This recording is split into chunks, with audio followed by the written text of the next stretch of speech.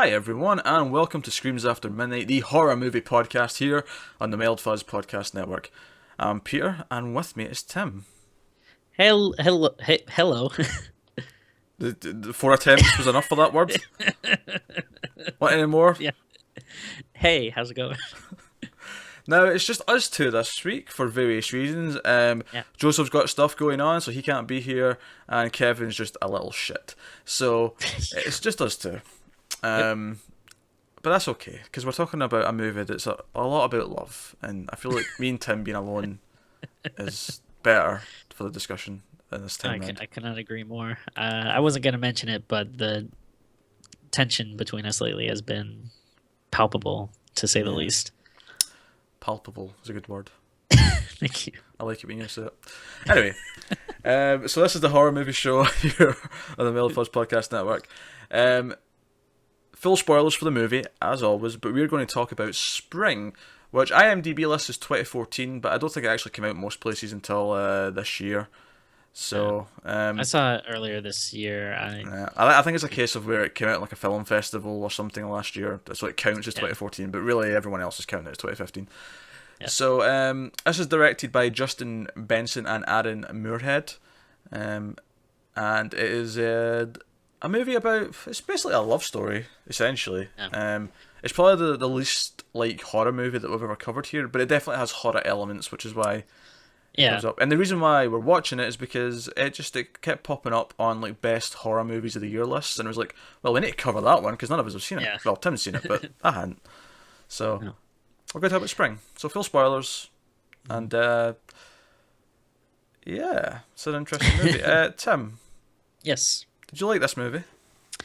I did, yeah. I mean, I think it's very important to note, like you said, I feel like for a lot of people, how much you like it might depend on how much you know going into it. Because anyone that's expecting like a straight up horror movie gore fest, like with a lot of killings or something like that, is probably going to be severely disappointed. But I had heard from people to kind of expect, like, without spoiling much, that hey, it's more of a love story than an actual horror movie. And I think that's pretty accurate. So it's a love story with like monster or horror elements in it. And knowing that going in, I was pretty happy with it. Yeah, from everything I'd heard, I was kind of expecting this to be kind of like the film Monsters that came out a few years ago, directed by Gareth Edwards. I've never actually seen that. I've heard of it, but never Oh, actually it's really saw it. good. It's basically that's set in a world where like aliens have invaded certain parts of the planet, so there's restricted zones, you can't go into them, Okay. and this guy's like basically, is he hired? Is he forced? I can't remember exactly, but he's basically tasked with taking like this important person's daughter through a dangerous zone. Um, and it's basically just a love story about the two of them falling in love, but occasionally there's monsters and like giant alien monsters. Oh, Um, that and I, sounds pretty cool. and I really liked it. Like I really liked that movie. I Yeah. loved that movie. And I was kind of expecting something Yeah. similar, and in some ways it is, in some ways it isn't. I will say I also liked the movie.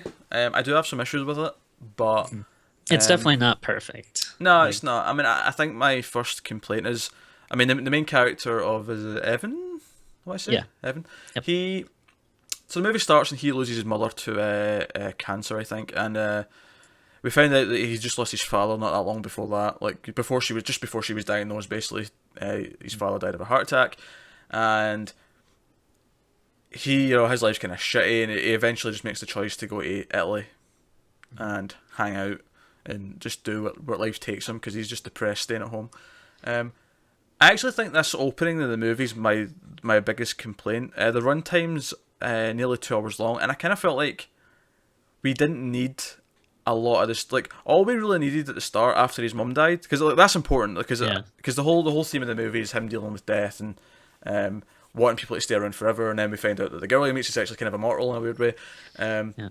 so that's all important to the themes, but a lot of the stuff leading for after that, like him at the bar after the Bar. funeral, and like Yeah. him hanging out with his friend, and almost having sex with that other girl who gives him the idea. Like I felt like all of that could have been lost, and he could have just it could have just cut to him after the funeral, packing his bags Yeah. and like going to Italy. It'd have made sense. It it was kind of weird because I didn't really know how to feel about the character.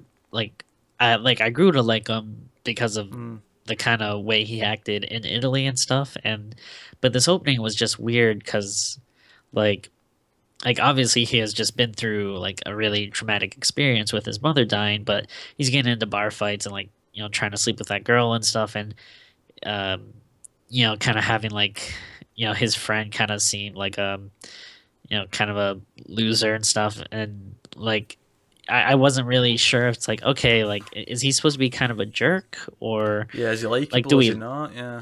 yeah, it kind of like gave a weird feeling about the character, I and also, yeah. I mean, I think that should have been lost. I also think a lot of this, like those two, like really loudmouth English characters that he meets and Oh runs yeah. into, I kind of feel like that most of that could have gone as well. Like I wasn't sure what the point of that was entirely.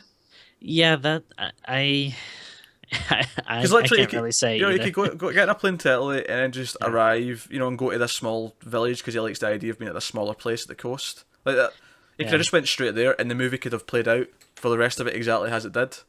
And I don't Yeah. think it would have felt like you'd missed anything. I think it would have got to the because I actually feel like it takes so long to even get to the point where he's meeting the girl. Which is like the whole point of the movie. It is, yeah. So Their relationship. so the first like 30 minutes of this, I felt like most of that could have gone. Yeah. Um, so that's my Yeah, biggest complaint. Obviously, is that.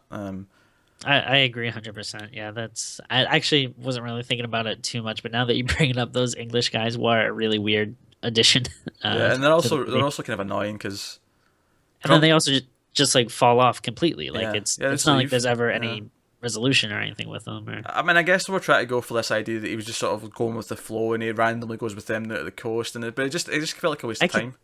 yeah, I can see that, but which that might have been fine if the whole movie was like that, but since the point of the movie is like him finding this girl and falling in love and their relationship, it's like anything that's not about that is yeah, just seems like kind of a waste or Yeah. not important. Oh, I mean, if you wanted to explain how he got to this small coastal village, a small montage would have done it. Like, Yeah, we didn't need definitely. to have like this big explanation of how he got there, and they were Yeah. kind of annoying because, and I say this as someone who lives in the UK. Drunk British people are annoying as fuck, right?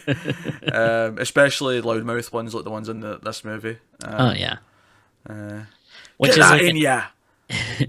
well, that's like another thing too. Like the fact that he's kind of hanging out with them and going with them again, you're kind of wondering like, okay, is he kind of like them? Is he like a jerk, loudmouth too? Just maybe we haven't really seen it yet. Like it's another weird kind of association thing. Yeah, I mean, it became clearer as we went through that he dropped out of college or whatever to go and take care of his mum, Yeah, and his life's kind of shit. So he's maybe like he's still a good person at heart, but he's become more of a sort of just kind of a jaded asshole a little bit, just yeah, because of the hand that life has dealt him. And that's fine. That's fine. yeah, But like I say, you're right in the first like 30 minutes or so. It's really hard to get a grasp on if you even like the character or not. yeah.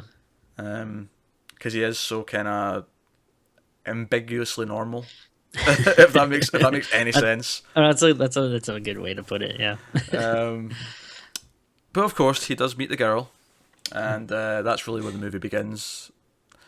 And first thing, I think they had good chemistry, and I think that was obviously important yeah. in a movie like this. Had they not had good chemistry, this would have completely. Yeah. Um, Without a doubt. and obviously, until this point, you'd have no idea we were talking about a horror movie. Yeah. Like you really wouldn't. Um, And this What- is actually like when I started to like him is when he met up with this girl and they Yeah. kind of started talking back and they're having their back and forth it and was stuff. it was kind of like when he was trying to prove to her that he was nice that you kind of started to like Yeah. him because he was sort of proving it to us that he wasn't a complete douche. I feel like that's when you kind of start to see the real him. Like I don't know, maybe he had been on Yeah. guard before, and I guess you probably can't really open up to loud drunk British bros, but uh, yeah, you kind of like see like you actually start to get a feel for the character at this Yeah. point. So they have good chemistry. She's likable. Yeah. Pretty quick. Maybe not in the first scene you see her because she's kind of like, oh, let's just go home now. And it makes sense why she says that later, because you find out more about her, but it just kind of feels like, what's this? And I actually kind of like that he does say, are you a prostitute? Like, what am I getting into here?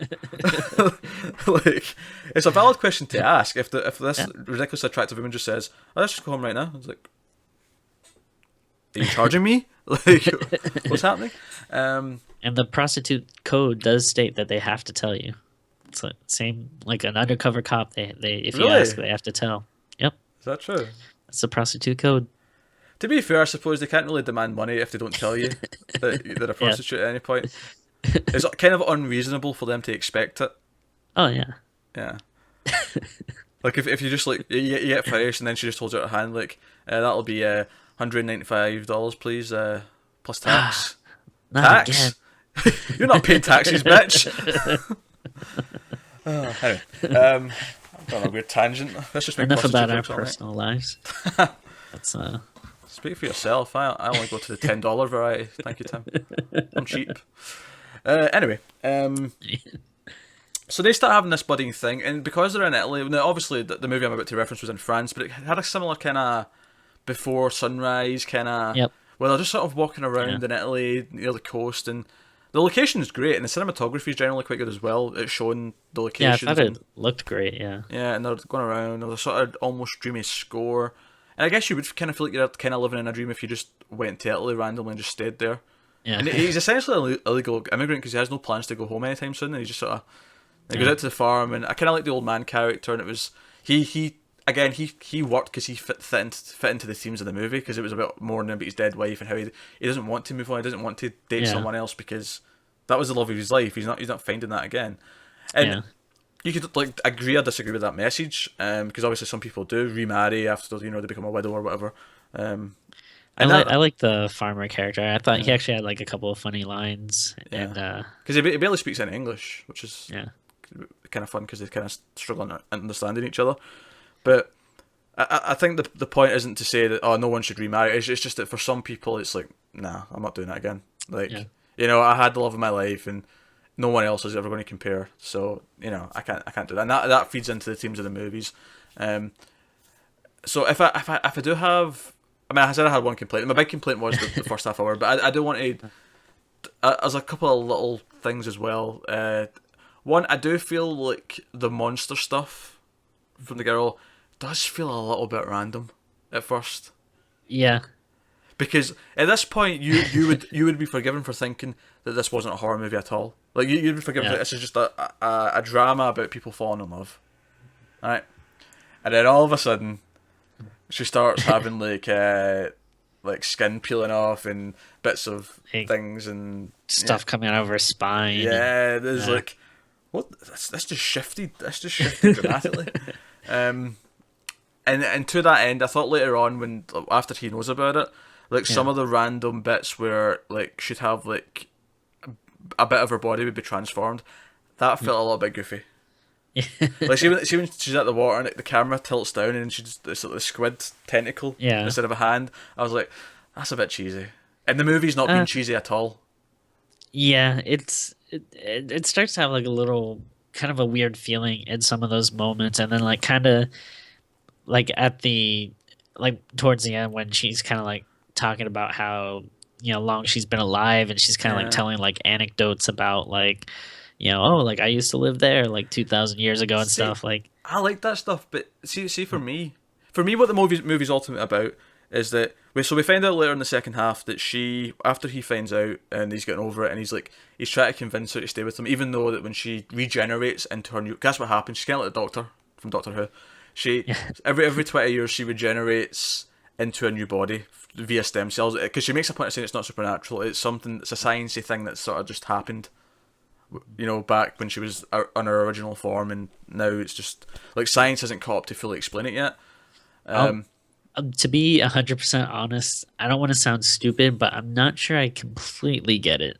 I get the basic of it, like she basically regenerates and stuff, but it's like she has to have sex with someone, and then it's like she gets it's the newborn embryo, like stem cells from the seed, I guess, or it impregnates her, and then the baby stem cells is what she uses to.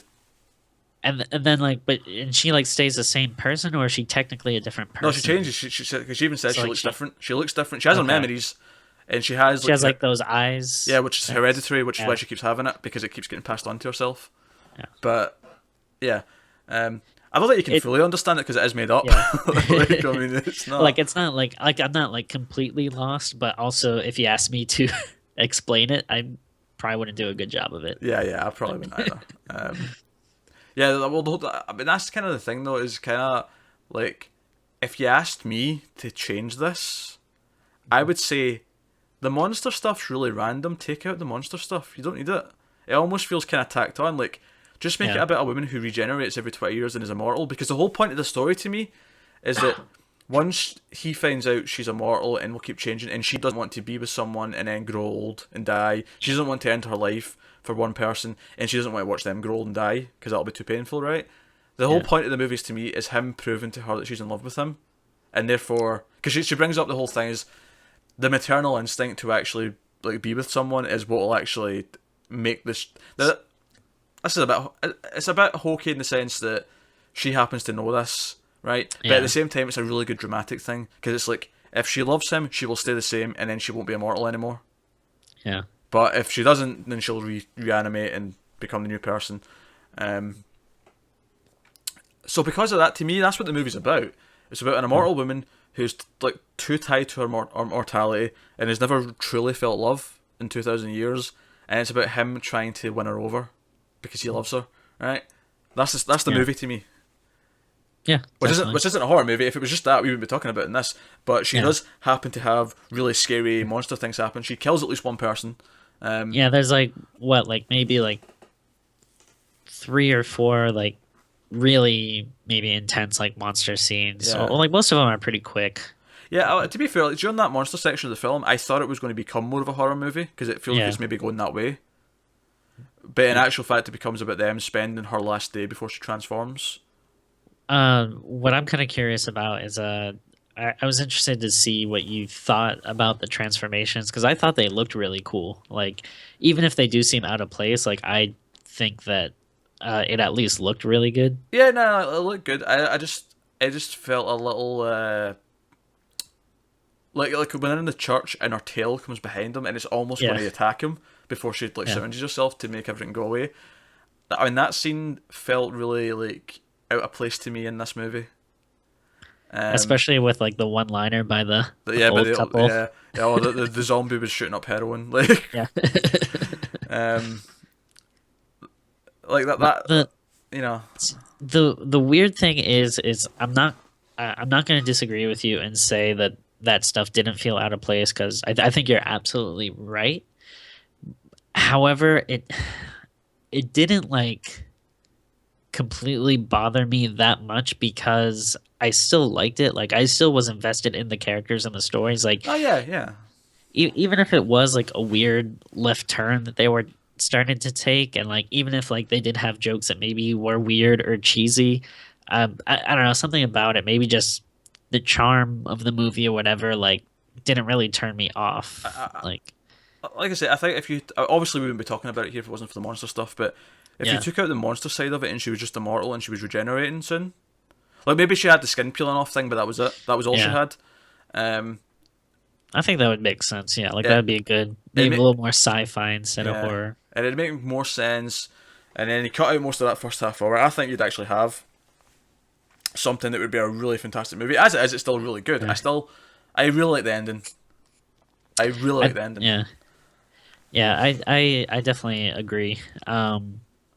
And like not gonna get into like scores and stuff, but like yeah, maybe if it was a little bit more like that, it would maybe kind of put it over like the top for me. Like Yeah, like I'm not gonna say that this is like my first, second, third, or fourth favorite movie of the year, but maybe if it was like a little different and maybe uh, like you said, maybe it had a few changes like that.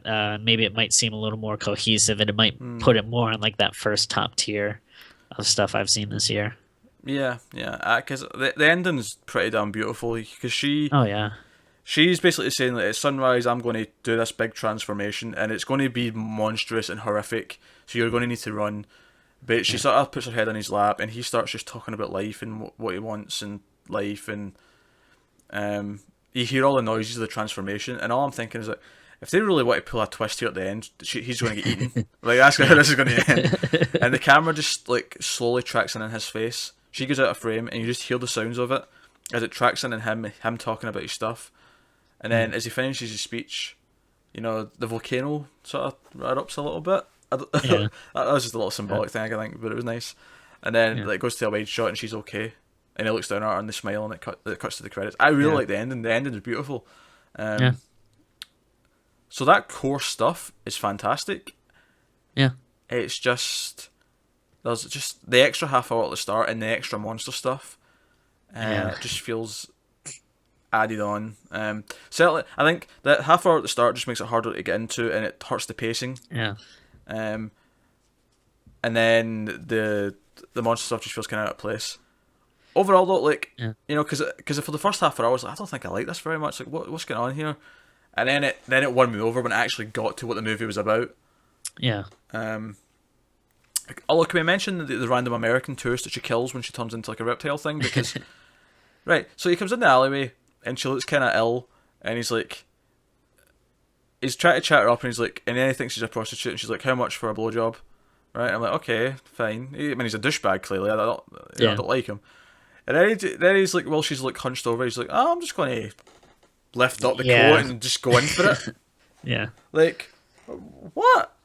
That was a little, a little weird. Maybe this is a question of more my morally strong character, but sometimes in movies when they portray someone who seems maybe not likable but is not necessarily a rapist, just casually, you know what? Since it seems easy, I might just go for it. Like, Yeah. that always No, bothers me in it's movies. yeah, it's really it's definitely not fun to watch. Maybe I'm overestimating the integrity of the rest of my gender. I mean, But I think it's pretty. I mean, it's sad to say, but wouldn't be. surprised. Yeah, there are people like that. I mean, I would like to think it's a lot more rare than it is probably portrayed in like movies and TV and stuff. Yeah. But I don't think it's out of the realm of possibility, unfortunately. Yeah, I mean, that's a sad fact about it, but Yeah. that's why you instantly don't feel bad when she turns around and just eats his face No. off. It's like, well, you deserve it now, you prick. The only one I felt bad for was the bunny. Yeah, a little bit. That's kind of the thing, though. That's why, like, in rape revenge movies, you're always rooting for the one going for revenge. Just like it's the easiest way to make us be like completely on their side. It's like, nah, kill them. They deserve it. Yeah. Because it is. It's like it's really easy to sympathize with that. Certainly. So spring is is an interesting movie. Not much of a Yeah. horror movie, obviously. But Aside from a few scenes, but definitely well worth the watch. And yeah, it's worth checking out. yeah, and again, like not to be too repetitive or anything, like even like though the monster stuff is out of place, I think it is still well done. So at the very least, if you are gonna have something shoehorned in there, at least the fact that it's like a good something, like if it was like as opposed to the English guys at the start. yeah, like it would like it would really suck if like the CGI was really bad or like she looked really goofy or like something like that it's like, all right, not only is this out of place, but it's like bad and out of place, but at least it's like, okay, maybe this shouldn't belong here, but at least it's like something good. It's like putting ice cream on top of pizza. It's like, all right, well, these shouldn't go together, but at the same time, it's better than like onions on pizza. I'm pretty sure a very large population of people. I mean, I don't like onions on pizza, Yeah, but Why would you? I'd probably prefer them on pizza though, because at least onions I can pick off. Whereas ice cream, if it melts on the top of a pizza, the pizza's ruined. Well, I'll stand by my comments. Feel free to comment on the video if you agree. Hashtag team ice cream pizza. Although I'd probably prefer it more than mushroom on a pizza. I'll say that much. Ugh. Mushroom's the worst. Some people just don't even know how to eat. They don't. They don't. People who like mushrooms are the worst. That's all I'm saying. All right. I hope Kevin and Joseph listen to this just to see. It's kind of like, oh, how long when it's just Tim and Pete before they start talking about pizza? I had pizza last week from Domino's. It was nice. Oh, me too. I had some this weekend. I got my usual. Well, my current usual at least is ground beef and tandoori chicken, which I'm really enjoying. Wish we had that here. Well, if you're ever over here, Tim, I'll buy you a pizza. Sounds like a plan. All right, guys. Thanks very much for checking us out. But so we should probably get to our ratings though, before we completely just go off the cliff and end the show. Tim, how many Stem cells. Oh yeah, okay, fine. Yeah, how many stem cells would you give this out of 10? I think I would go with. I hope it doesn't seem too low, but I think like a 7.5. I did really enjoy it, but like you said, there are just a few things out of place and like a few things that kind of stop it from kind of being like a top tier movie. And this is actually the second time I watched it. I watched it a little earlier in the year, and then I watched it again for the podcast, and it's not something that I like. Even though I like it, it's not something I immediately like feel the need to rewatch. So maybe like a few points off for there, but it's still really good. I hope it doesn't seem like too low a score, but yeah, I think like 7.5. Yeah, I'm probably gonna go about the same. Maybe tip it slightly towards an 8. Yeah, that's kind of in between that a little bit. I think the ending kind of like I think I was at a 7 for most of the movie, and then the ending kind of upswung for me. I can see that. Like the parts that are good, could easily be like 8.5. Maybe even some parts on like a 9 level rating. It's just looking at it as a whole. Some of the other stuff detracts it a little bit. Yeah. This might be really uncharacteristic on a horror movie podcast, but this movie would be better without the horror movie elements. Yeah. I mean, unfortunately, I have to agree, because I usually go the route that, anytime you can go more supernatural, more freaky creature, I'm usually for that. But this might be the one exception where I'll say, yeah, maybe the monster parts weren't needed. Yeah. Well, that'll be us then this week on Screams After Midnight. Let us know what you think in the comments if you're on YouTube, or otherwise you can tweet us at mailed_fuzz. You can email us at mailedfuzz@gmail.com. You can find Tim in your daughter's bedrooms, probably, first and foremost. But where else can you find Timothy?